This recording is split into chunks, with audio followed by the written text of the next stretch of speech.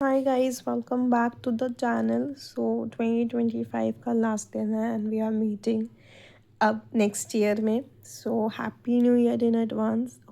Hope जैसा आपका साल गया है उससे अच्छा आपका 2026 जाए और बहुत सारी खुशियाँ लाए.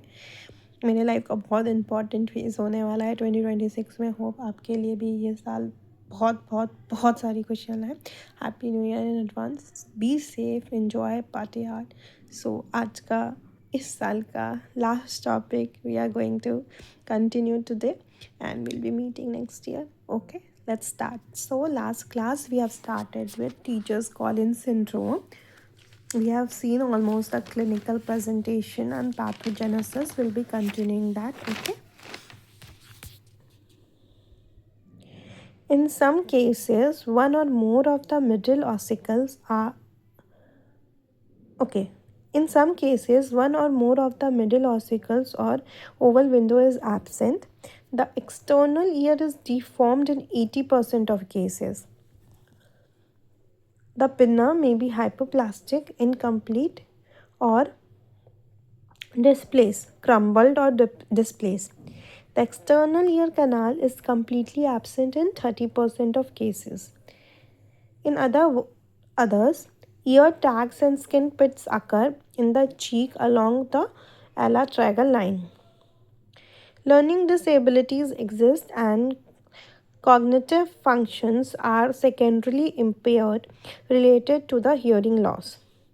An associated cleft palate component is present in 30% patient and in 15% have a lateral facial cleft, creating elongation of one or both commissures.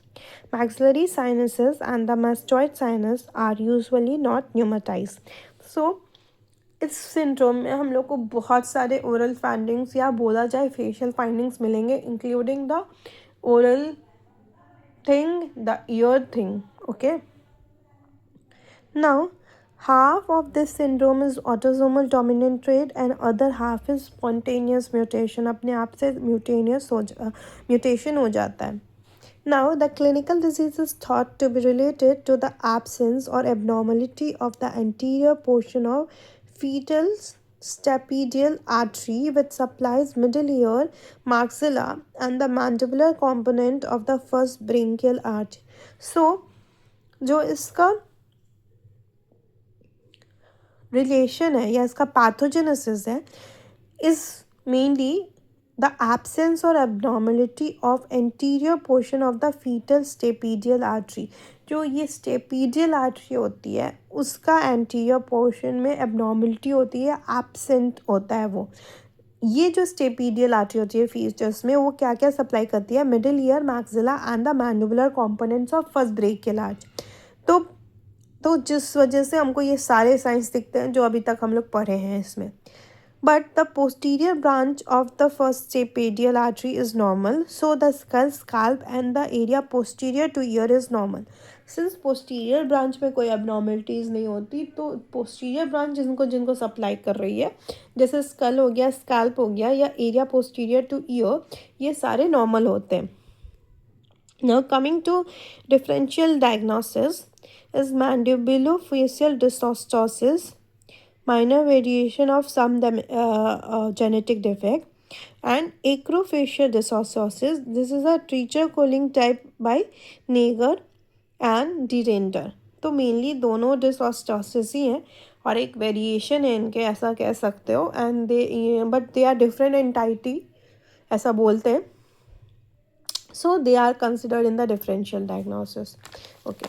Now, this syndrome has its additional component. मतलब ये जो acrofacial dysostosis बोला गया है, जो teacher calling का type है, एक टाइप है जो कि नेगर और डीरेंडर ने बताया है, उसमें एडिशनल कुछ होते हैं. जो ये सारी चीज़ें हैं वो तो हो ही रही हैं, बट एडिशनली क्या होता है इसमें?